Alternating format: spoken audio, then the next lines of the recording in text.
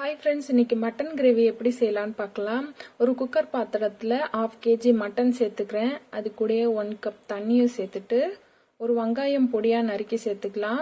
ஒரு தக்காளி நறுக்கி சேர்த்துக்கலாம். 1 டேபிள்ஸ்பூன் இஞ்சி பூண்டு பேஸ்ட்டையும் சேர்த்துட்டு 1/2 டேபிள்ஸ்பூன் மஞ்சள் தூள் சேர்த்துக்கிட்டு தேவையான அளவு உப்பையும் சேர்த்துட்டு நல்லா மிக்ஸ் பண்ணி விட்டுக்கலாம். நல்லா மிக்ஸ் பண்ணதுக்கு அப்புறமா ஒரு 8 விசில் விட்டு எடுத்துக்கலாம். இப்போ அந்த மட்டன் நல்லா வேகட்டும். இந்த கிரேவிக்கு தேவையான பேஸ்ட் ரெடி பண்ணிக்கலாம்.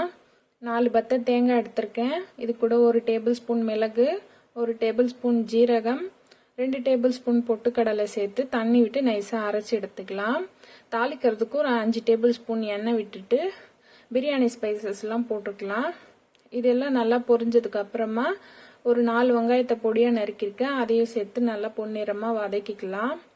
வெங்காயம் நல்லா வதங்கினதுக்கு அப்புறமா இஞ்சி பூண்டு விழுது 1 டேபிள்ஸ்பூன் சேர்த்துக்கலாம். ஆல்ரெடி நம்ம வேக வைக்கும் போதே 1 டேபிள்ஸ்பூன் சேர்த்துருக்கோம். அதனால கொஞ்சமா சேர்த்துட்டு பச்சை வாசனை போற வரைக்கும் நம்ம இதை வதக்கணும்.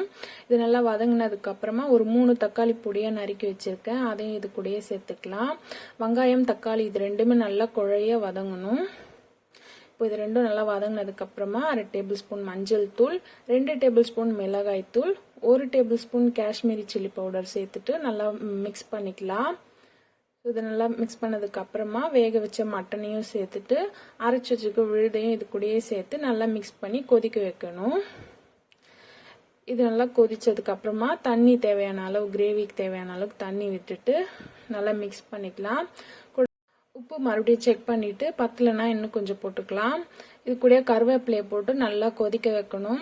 நல்லா கொதிச்சு சுண்டி வந்ததுக்கு அப்புறமா மல்லித்தழை தூவி இறக்கிட்டோம்னா சூப்பரான மட்டன் கிரேவி ரெடி. இது ஒயிட் ரைஸ், இட்லி, தோசைக்கு ரொம்பவே சூப்பரா இருக்கும். நீங்களும் வீட்டில் கண்டிப்பா ட்ரை பண்ணி பாருங்க. மற்றும் ஒரு புது வீடியோவோட பார்க்கலாம். தேங்க்யூ.